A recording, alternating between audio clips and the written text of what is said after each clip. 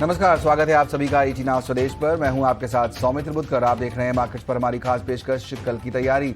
आइए बताते हैं क्या खास लेकर आए हैं हम आज शो में आपके लिए। बाजार पे आज का दिन काफी उतार चढ़ाव भरा रहा और उसके बाद नेगेटिव टेरिटरी में जाकर बाजार बंद हुए। क्यों गिरावट आ रही है बाजार में, जानेंगे हमारे एक्सपर्ट से। अगला हफ्ता जाहिर तौर पर बाजार के लिए काफी अहम है। बजट आने वाला है और क्या कुछ होने वाला है अगले हफ्ते डेटा पॉइंट के हिसाब से, इस पर भी फोकस करेंगे। इसके अलावा अगले हफ्ते जब काफी सारा डेटा और खबर आ रही है तो क्या होनी चाहिए आपकी स्ट्रैटेजी, कमाई का मौका कहां मिलेगा, कौन से स्टॉक्स पर फोकस करना चाहिए, इस पर भी करेंगे फोकस। बाजार ने आज कारोबार की शुरुआत अच्छी तेजी के साथ की, लेकिन ऊपरी स्तर पर आज फिर बिकवाली हावी होते दिखी। निफ्टी ऊपरी स्तर से 272 पॉइंट फिसल कर लाल निशान में जाकर बंद हुआ। मार्केट में और क्या हलचल रही, बताने के लिए हमारे साथ है हमारे सहयोगी शरद दुबे। तो सबसे पहले जो है निफ्टी जो है जो पूरी गेन्स देखने मिली थी दिन में, सारा जो है लॉसेस आ गया है और वो लाल पे आ गई और लगातार दूसरे दिन जो है डिक्लाइन देखने मिला।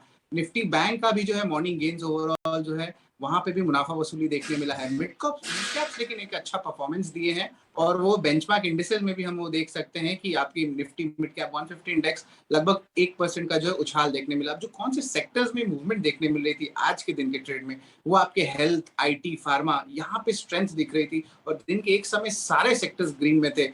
लेकिन जो है आखिरी में जो है सेक्टोरल लूजर्स में जो है आपके बैंक, ऑटो, फाइनेंस, यहाँ पे जो है आपके towards the ending of the trade यहाँ पे एक लॉसेस थोड़े देखने मिले।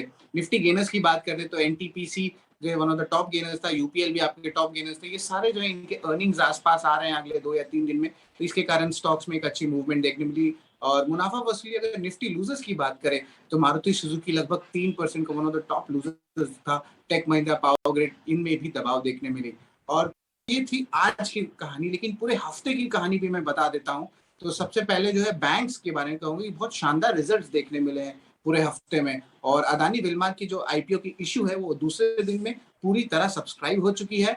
और देखा जाए तो आईटी में जो है ग्लोबली आईटी स्टॉक्स में जो है एक सेल ऑफ देखने मिल रहा था वैल्यूएशंस के कारण, और ये न्यू एज टेक कंपनीज में भी जो है एक इम्पैक्ट देखने मिला। क्रिप्टो के प्राइसेस में भी जो है लगभग 8 से लेकर 10% तक का जो है डाउनटिक देखने मिला पूरे हफ्ते में। और एक इंपॉर्टेंट न्यूज है कि भारतीय एयरटेल जो है एक फंड रेस करेंगे और उन्होंने एक अपनी स्टेक भी गूगल को बेची। फेड ने भी जो इंडिकेट किया है कि रेट्स बढ़ सकते हैं लेकिन अभी के लिए अनचेंज्ड रखे हैं। तो ये बहुत एक इंपॉर्टेंट मूवमेंट था जो पूरे वीक को हम लोग कवर कर रहे थे। तो पूरे वीक का हाल भी यहाँ पर शरद ने हमको बताया और हमने कई एक्सपर्ट से बात की कि इस बाजार में अब क्या करना चाहिए। हीलियोस कैपिटल के फाउंडर और फंड मैनेजर समीर अरोड़ा का कहना है कि बाजार में पहले के मुकाबले अनिश्चितता थोड़ी ज्यादा बढ़ गई है, लेकिन लंबी अवधि के निवेशकों को गिरावट में खरीदारी का मौका ढूंढना चाहिए। और अब वो अनसर्टेनिटी थोड़ी बढ़ गई है इस साल, क्योंकि यूएस मार्केट की जो इंटरेस्ट रेट हाइक वगैरह की अनाउंसमेंट्स आई हैं, ऑल्दो वो यूएस के लिए हैं, लेकिन उसका इम्पैक्ट इंडिया पे इस तरह होता है कि अगर यूएस मार्केट गिर जाए 10-15% तो इंडियन मार्केट के लिए 15% बढ़ना तो बड़ा मुश्किल हो जाता है। वो फ्लैट हो जाए तो that will be considered very good. तो इसलिए ये सब बातें अगर आप खाली लॉन्ग टर्म कहें तो इसमें कोई सोचने की बात ही नहीं है कि इक्विटी मार्केट जो है आपको आपके ऑल्टरनेटिव से बहुत बेटर रिटर्न देते हैं, लेकिन वो क्योंकि बीच बीच में ऊपर नीचे जाते हैं इसीलिए ज्यादा रिटर्न मिलता है, बिकॉज वो वॉलेटिलिटी देखनी पड़ती है। तो इस समय जो करेक्शन हुई है वो करेक्शन अब खत्म हो गई है कि अभी 10% और गिरेगी, ये कहानी तो किसी को समझ नहीं आती। बट उसी के लिए थोड़ा आदमी कॉशियस हो सकता है थोड़े 1-2 महीने के लिए, जब तक यूएस की क्लैरिटी ना आ जाए। लेकिन अगर आप पक्का आपको कन्विंस्ड हैं कि आप 2-3 साल और ऊपर की बातें कर रहे हैं तो आपको ये करेक्शन एकदम आप यूज कर सकते हैं। हम क्योंकि एज अ फंड हर वक्त इन्वेस्टेड ही होते हैं, तो अगर आप 5%, 6% हमारे पास कैश कई बार होता है तो हम कहते हैं कोई नहीं जी, हम वेट करते हैं 2 महीने, क्या फर्क पड़ता है। तो ये सब इसके ऊपर डिपेंड करता है कि आप अभी क्या है आपके पास एक्विटीज में। अगर आप फुली इन्वेस्टेड हैं या काफी इन्वेस्टेड हैं तो आप 2 महीने वेट भी कर सकते हैं। अगर आपने अभी शुरू ही करना है या किया है या बड़ा कम है तो आप और अभी डाल सकते हैं कि 15% करेक्शन हो गई है, कई स्टॉक्स में 20% भी हो गई है, जैसे कई टेक स्टॉक्स में भी हो गई है जो हमारे पास भी हैं और वो 20% डाउन है। तो अगर लॉन्ग टर्म का नज़रिया है और अगर आप नया निवेश करना चाहते हैं तो धीरे धीरे आप निवेश शुरू कर सकते हैं इस वॉलेटिलिटी का फ़ायदा उठाकर। समीर अरोड़ा का ये मानना है। हमारे दोनों मेहमान भी हमारे साथ जुड़ गए हैं आज के, आस्था जैन और कुश बोरा। आप दोनों का बहुत बहुत स्वागत। कुश, कैसे रीड करेंगे इतनी ज़्यादा वॉलेटिलिटी? हमने देखा जब आज सुबह कारोबार शुरू हुआ तो ऐसा लगा था कि शायद जो 2 दिन की गिरावट थी वो ख़त्म हो गई है, अब यहाँ से बाजार ऊपर चलेगा, लेकिन फिर फरवरी सीरीज़ के पहले दिन हमने देखा दबाव में दिख रहा है बाजार। कैसे रीड किया आपने बाजार के मूवमेंट को आज? जी नमस्कार सौमित्र, आपके सारे दर्शकों को भी नमस्कार। देखिए, बहुत सारे फैक्टर्स यहाँ पे हैं एट प्ले। पहला फैक्टर है कि ये सीरीज का पहला दिन था, दूसरा कि आज फ्राइडे, तीसरा ये भी कि बजट है, एक बड़ा इवेंट है अराउंड द कॉर्नर, और ग्लोबली हम देख रहे हैं बहुत सारी न्यूज फ्लो है जो आ रही हैं।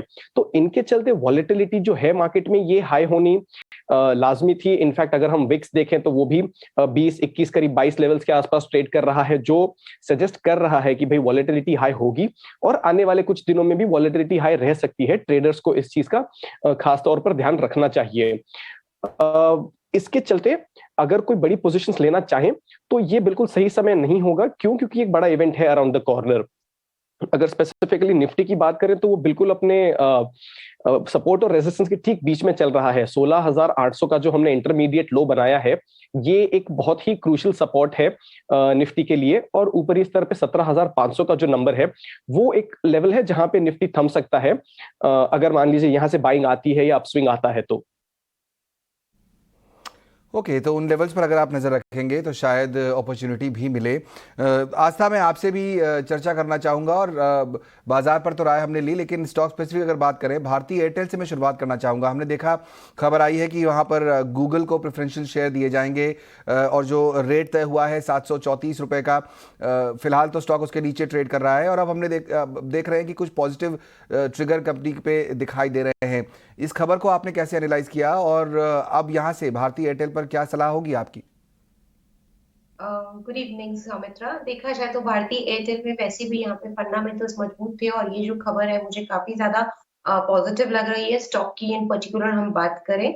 और देखा जाए तो भारतीय एयरटेल की अगर फंडामेंटल्स की मैं बात करूं तो जो टैरिफ हाइक इन्होंने लिया था, क्योंकि जो प्रीपेड कस्टमर है वो इनका more than 80% of total customer subscriber base form करता है, और जब आप टैरिफ हाइक लेते हैं तो प्रीपेड सेगमेंट के कस्टमर्स की वजह से यहाँ पे मार्जिन्स बढ़ते हैं। तो मुझे ऐसा लगता है कि जो इन्होंने टैरिफ हाइक लिए थे पहले, वो भी एक बहुत बढ़िया स्टेप था, और अब ये जो दूसरा स्टेप है गूगल की जो यहाँ पे खरीदारी हो रही है शेयर्स को लेके, प्रेफरेंशियल शेयर्स को लेके, तो वो भी मजबूत स्टेप है। तो मुझे लगता है कि कंपनी बिल्कुल एकदम सही डायरेक्शन में, दिशा में यहाँ पे कदम उठा रही है, और प्लस जो टैरिफ हाइक हुए हैं उसकी वजह से आरओई, आरओसीज भी हमें बढ़ते हुए नजर आएंगे। So all in all fundamentally मुझे ये काउंटर बहुत पसंद आता है, और मेरे हिसाब से यहाँ पे जिन्होंने लिया हुआ है वो बिल्कुल निवेश कंटिन्यू कर सकते हैं। 850 से 900 के मैं यहाँ पे लॉन्ग टर्म टारगेट्स देना चाहूँगी।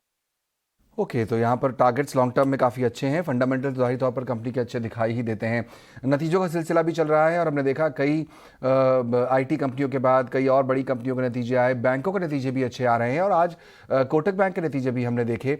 क्या रीड किया? हमारे साथ हमारे सहयोगी हर्ष जुड़ रहे हैं। हर्ष, कैसे एनालाइज किया आपने कोटक बैंक के नतीजों को? कोटक बैंक ने अपने Q3 FY22 के नंबर्स रिलीज कर दिए हैं, और नेट इंटरेस्ट इनकम अच्छा 11.8% का जंप दिखाया है। 4,300 crore broadly net interest income का नंबर आया है। पीपीओपी में स्लाइटली घटान आई है, पर वो फॉल लार्जली अदर इनकम की वजह से है। अदर इनकम लोअर आते हुए सिक्वेंशली 25% लोअर, पर ईयर ऑन ईयर बेसिस पे 6% का बढ़ान अदर इनकम के नंबर पे। PPOP slightly lower 7% lower year on year basis पे, पर पैट में अच्छा बढ़ान आया है। 15% growth year on year PAT में, 4.8% ग्रोथ सिक्वेंशियली पैट के नंबर में। ग्रॉस और नेट एनपीए का नंबर बहुत अच्छा आया है, गुड सॉलिड डिक्रीज आया है दोनों में। 48 बेसिस पॉइंट्स, 0.5% का डिक्रीज ऑलमोस्ट ग्रॉस एनपीएस में, और 1/3% का डिक्रीज नेट एनपीएस के नंबर में आया है। Return on assets completely stable है at 2%। निम में अच्छा बढ़ान आया है, क्योंकि प्रोविजंस में घटान है तो निम में काफी अच्छी बढ़ान आई है, 4.62% आया है निम का number. On the advances and deposit side, दोनों साइड बैलेंस शीट का बहुत अच्छा ग्रोथ है, 18% growth year on year advances side पे, 7.65% growth quarter on quarter basis पे एडवांसेस में, और डिपॉजिट्स में भी अच्छा बढ़ान आया है, 15% ग्रोथ डिपॉजिट साइड पे भी आया है। 3 लाख करोड़ प्लस अभी कोटक बैंक के डिपॉजिट्स क्लॉक करते हुए, और कासा रेशियो 60% से 10 बिप्स 0.1% कम आया है, 59.9% पे industry leading CASA Kotak Mahindra bank का। Broadly very good results Kotak Mahindra bank की तरफ से। ओके, तो एक अच्छे नतीजे तो अच्छे ही दिखाई दे रहे हैं यहाँ पर कोटक महिंद्रा बैंक के भी। कुछ हमने देखा पिछले कुछ समय में सरकारी बैंक भी काफ़ी तेज़ी दिखा रहे थे और अच्छी मूवमेंट वहाँ पर थी, और अब प्राइवेट बैंक्स में हम देख रहे हैं रिजल्ट्स अच्छे ही आ रहे हैं। अगर यहाँ पर किसी को चूज़ करना हो तो कहाँ पर जाना चाहिए, प्राइवेट स्पेस में या फिर सरकारी स्पेस में, और कौन सा आपका टॉप पिक होगा बैंकिंग स्पेस में फिलहाल? जी, ये बहुत सही पॉइंट उठाया है आपने सौमित्र। बैंकिंग क्षेत्र में एक जरा सा एबरेशन या जिसे हम कहते हैं डिविएशन दिख रहा है। एफआईआईस के नंबर्स जो आ रहे हैं वो सेलिंग के आ रहे हैं, और बैंकिंग स्टॉक्स ऊपर गए थे। आज का दिन छोड़ दे तो कल एक्सपायरी पे बैंकिंग ने आउट परफॉर्म किया था, और लार्जली जो रैली थी वो पीएसयू बैंक लेड रैली थी। प्राइवेट बैंक्स के नंबर्स अच्छे आ रहे हैं, बट एफआईआई सेलिंग के चलते वो परफॉर्मेंस नहीं दे पा रहे हैं। फिर भी मेरा सुझाव यही रहेगा कि अगर कोई लंबी अवधि के निवेशक हैं तो अभी भी ध्यान बनाए रखिए जो टॉप प्राइवेट बैंक्स हैं उनमें, या अगर आप पीएसयू बैंक्स में ध्यान रखना चाहें तो एसबीआई में ध्यान रख सकते हैं, एसबीआई को अपने रेडार पे रख सकते हैं। बट लार्जली अगर हम टॉप पिक की बात करें तो एचडीएफसी बैंक और आईसीआईसीआई बैंक, ये दो हैं पूरे बैंकिंग क्षेत्र में जो हम कहेंगे हमारे टॉप पिक्स हैं। रिजल्ट्स अच्छे आए हैं और अभी तक उन्होंने वो मूवमेंट नहीं दिखाया है जो उनके अच्छे नतीजों को कोरस्पॉन्ड करता हो। तो आने वाले समय में अगर एफआईआई नंबर पॉजिटिव टर्न होता है तो ये बहुत अच्छा होगा दोनों बैंक्स के लिए। ओके, तो प्राइवेट बैंक पर फोकस है यहाँ पर आपका, दो बड़े बैंकों पर नज़र कुछ की रहेगी, और आप भी फोकस कर सकते हैं अगर आप बैंकिंग स्पेस में रहना चाहते हैं तो। एक और बड़े नतीजे आए और वो है डॉक्टर रेड्डीज़ के। मुनाफा जो है वो 568 करोड़ से बढ़कर 707 करोड़ पर पहुँच गया है। डिटेल्स क्या रही हैं इन नतीजों की, पूजा त्रिपाठी हमारे साथ जुड़ रही हैं बताने के लिए। डॉक्टर रेड्डीज के नतीजों की बात करेंगे तो मिले जुले नतीजे इस बार देखने को मिले हैं। अगर रेवेन्यू और मुनाफे के फ्रंट पर बात करेंगे तो नंबर्स हमारे अनुमान से कमजोर आए हैं, लेकिन मार्जिन के फ्रंट पर एक शानदार प्रदर्शन इस बार देखने को मिला है। आय में 8% की बढ़त हुई, लेकिन 5,450 करोड़ के आंकड़े का हम अनुमान कर रहे थे, जो नंबर आया है वो 5,320 करोड़ का आया है। मुनाफे में अगर देखेंगे तो 707 करोड़ के फिगर्स आए हैं, लेकिन इस बार जो बेस दिखाई दे रहा है वो काफी छोटा है। 19.8 करोड़ का बेस फिगर दिखाई दे रहा है, उसके कंपैरिजन में 707 करोड़ का आंकड़ा है। वो उसके पीछे वजह यह है कि पिछले साल के लिए कंपनी ने करीब 597 करोड़ का एक इम्पेयरमेंट चार्ज भी लिया है, तो उसके चलते हम देख रहे हैं कि मुनाफे का फिगर काफी छोटा नजर आ रहा है। अगर इसको एडजस्टेड देखेंगे तो करीब 670 करोड़ से बढ़कर इस बार का जो मुनाफे का फिगर है वो 707 करोड़ का, यानी कि सालाना आधार पर देखेंगे तो 15% की ग्रोथ वहां पर भी देखने को मिली है। तो अच्छी ग्रोथ यहाँ पर देखी गई है, लेकिन अनुमान से हल्का कमजोर आंकड़े हैं। लेकिन मार्जिन के फ्रंट पर अगर बात करेंगे तो नंबर शानदार हैं। 21.5% के आसपास की हम उम्मीद कर रहे थे, 23.8% के मार्जिन फिगर्स आए हैं, और कामकाजी मुनाफे में 7% की बढ़त इस बार दर्ज हुई है। अगर ज्योग्राफी वाइज बात करेंगे तो नॉर्थ अमेरिका में सालाना आधार पर 7% की ग्रोथ, यूरोप के कारोबार में हल्की कमजोरी दिखाई दी, 2% की गिरावट, लेकिन भारतीय कारोबार से भी अच्छी ग्रोथ देखने को मिली, और इमर्जिंग मार्केट से भी करीब 20% की सालाना ग्रोथ इस बार कंपनी ने दर्ज की है। कुछ डोमेस्टिक फॉर्मुलेशन कारोबार के चलते भी हमने देखा कि सालाना आधार पर शानदार ग्रोथ दिखाई दी, और मैनेजमेंट कमेंट्री भी जो निकल कर आ रही है वो भी मैनेजमेंट काफी कॉन्फिडेंट साउंड कर रहे थे अपने एबिटा को लेकर और जो कैश जनरेशन हुआ है उसको लेकर। लेकिन ओवरऑल नंबर्स की अगर बात करेंगे तो मिले जुले नंबर्स डॉक्टर रेड्डीज के देखने को मिले। आस्था, आपने देखे होंगे डॉक्टर रेड्डीज के नंबर्स, अभी 2 दिन पहले सिप्ला के नतीजे भी आए थे। कैसा लग रहा है फार्मा स्पेस आपको? यहाँ पर आपको लगता है कि कोई पोजीशन ली जा सकती है, कोई पिक होगी आपकी? सबसे पहले अगर मैं सिर्फ डॉक्टर रेड्डी की ही बात करूं तो यहाँ अनुमान से खराब है नतीजे, मैं आपको बताना चाहूंगी, क्योंकि जो एडजस्टेड पैट जिसकी पूजा ने बात की थी वहां तो हम 800 करोड़ तक का एडजस्टेड पैट मान रहे थे, तो वहां पे भी मेरे हिसाब से अनुमान से नीचे है। और दूसरा टॉप लाइन में भी मैं यहाँ पे बड़ी ग्रोथ एक्सपेक्ट कर रही थी, तकरीबन 8% की। तो मेरे हिसाब से डॉक्टर रेड्डीज के जो नतीजे हैं वो अनुमान से थोड़े से कम लगते हैं, और इसीलिए मेरे हिसाब से ये स्टॉक थोड़ा सा अभी और गिरावट दिखा सकता है। तो अभी पर्टिकुलरली डॉक्टर रेड्डी की बात करें तो मेरे हिसाब से खरीदारी का अभी तो यहाँ पे मौका नहीं है। इनफैक्ट एक बार अगर ये 3800 के आसपास तक मिलता है तो वहां पे सोचा जा सकता है, अगर कोई रिस्क ले सकता है तो। और अगर नहीं लेना चाहता तो अभी तो मैं यहाँ से थोड़ा दूरी बनाने की ही सलाह दूंगी। दूसरी तरफ सिप्ला पसंद आता है। अगर सिर्फ मैं फार्मा सेक्टर की बात करूं, और एक काउंटर और है जो एग्रो फार्मा हम बोल सकते हैं, एस्टेक लाइफ साइंस, वो मुझे काउंटर बहुत पसंद आता है। वहां पे मैं 2000 तक के भी लॉन्ग टर्म टारगेट्स देख रही हूँ। तो डॉक्टर रेड्डी की बजाय एस्टेक लाइफ साइंस या फिर सिप्ला में मैं खरीदारी करने की सलाह दूंगी। लेकिन लोअर लेवल्स पे अगर 3800 के आसपास मिलता है तो वहां बाइंग के लिए सोचा जा सकता है। मेरे हिसाब से थोड़ी सी और गिरावट डॉक्टर रेड्डीज का काउंटर दिखा सकता है। ओके, तो डॉक्टर रेड्डीज के नतीजे बहुत अच्छे नहीं रहे हैं और जाहिर तौर पर उसकी वजह से दबाव और दिख सकता है स्टॉक पर फिलहाल आप दूर रहें तो बेहतर। एस्टेक लाइफ साइंस एक अच्छा रिप्लेसमेंट यहाँ पर आस्था लेकर आई हैं, उस पर फोकस कीजिए, वहां पर अपसाइड का पोटेंशियल ज्यादा दिखाई देता है आस्था को। आस्था, आपने LNT के नतीजे देखे, वहां पर भी मुनाफा जो है घटकर अब 2055 के आसपास पहुंच गया है। 24-2500 करोड़ के आसपास था ये कंसोलिडेटेड मुनाफा जो है। आय हमने देखा है वो बढ़ गई है और अब करीब करीब 39,500 के आसपास पहुंच गई है। एबिटा जो है वो बढ़ा है, 4,500 करोड़ के आसपास पहुंच गया है। आपको लगता है कि ये नतीजे ठीक थे उम्मीद के हिसाब से? मेरे हिसाब से LNT से जो उम्मीद थी वो थोड़ी सी यहाँ पे ज्यादा थी। ऑल्दो EBITDA में देखे तो हम यहाँ पे एक ग्रोथ ही देख रहे हैं, क्योंकि 4300 करोड़ के सामने 4500 करोड़ के आसपास का यहाँ पे हमने EBITDA देखा है। तो ग्रोथ तो इस काउंटर पे आई है, नो डाउट। और जिस तरह से इंफ्रा सेक्टर पे यहाँ पे गवर्नमेंट का फोकस है तो वो यहाँ पे काफी ज्यादा मजबूत करता है कैपिटल गुड्स कंपनियों को भी। लेकिन जिस तरह से मुनाफे में एक कमी आई है तो वो एक्सपेक्टेड लाइंस पे नहीं था।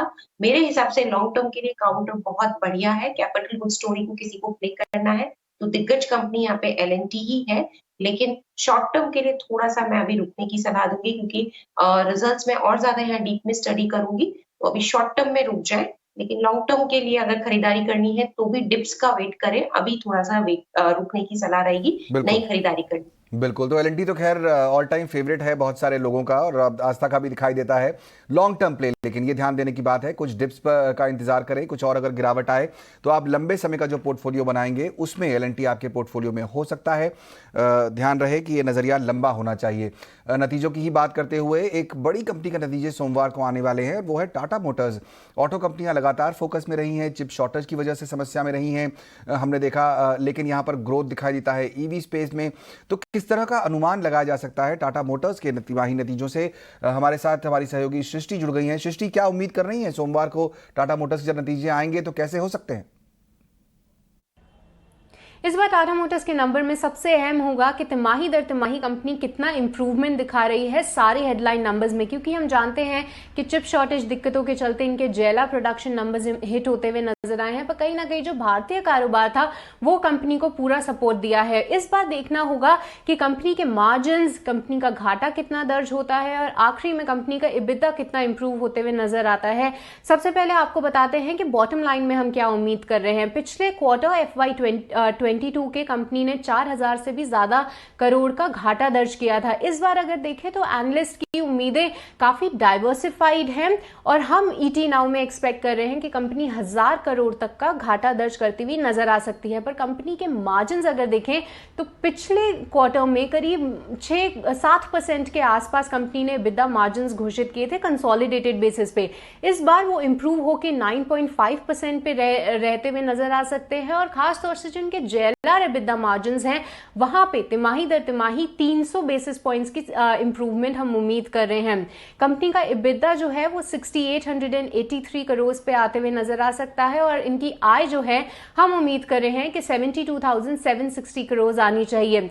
कौन से फैक्टर्स हैं जो कंपनी के मार्जिन्स और सारे नंबर्स को सपोर्ट करते हुए नजर आएंगे? तो तिमाही दर तिमाही हमने देखा था कि चिप शॉर्टेज की दिक्कतें थोड़ी सी कम होती नजर आई हैं। कंपनी ने प्राइस हाइक्स लिए हैं और साथ ही जो अपना प्रोडक्शन है वो हाई मार्जिन प्रोडक्ट्स पे शिफ्ट किया है। तो ये सारे ही फैक्टर्स कंपनी को पॉजिटिवली इंपैक्ट करते नजर आने चाहिए। और अहम होगा इन हेडलाइन नंबर्स के अलावा कि कंपनी की चिप शॉर्टेज पे क्या कॉमेंट्री है, साथ ही डिमांड आउटलुक क्या है और ऑर्डर बुक सिचुएशन क्या है अक्रॉस द सेगमेंट्स, वो भी देखना काफी अहम होगा टाटा मोटर्स के लिए। बिल्कुल, बहुत शुक्रिया सृष्टि उस पूरे एनालिसिस के लिए। देखेंगे सोमवार को नतीजे आएंगे तो कंपनी किस तरह के नंबर्स पेश करती है। इधर प्राइमरी मार्केट में हमने देखा अडानी विल्मर का आईपीओ दूसरे दिन 113% भर गया। अडानी विल्मर के आईपीओ का प्राइस बैंड 218 से 230 रुपए प्रति शेयर तय किया गया है। 31 जनवरी तक निवेशक इस आईपीओ में पैसा लगा सकते हैं। अडानी विल्मर इस आईपीओ के जरिए 3,600 करोड़ रुपए तक जुटाएगी। ये पूरी तरह फ्रेश इशू और कंपनी आईपीओ से मिली रकम का इस्तेमाल कर्ज लौटाने और कारोबार को बढ़ावा देने के लिए करेगी। चलिए, शो में वक्त हो गया है जानने का कि हमारे मेहमान कौन से आइडियाज़ आपके लिए लेकर आए हैं। अगले हफ्ते काफ़ी अहम हफ्ता है, बजट भी आने वाला है, लेकिन ऐसे समय में भी अगर आप ट्रेडिंग करते हैं या लॉन्ग टर्म के लिए इन्वेस्ट करना चाहते हैं तो कौन से स्टॉक्स पर फोकस करना चाहिए, जानते हैं वीआईपी शेयर्स में।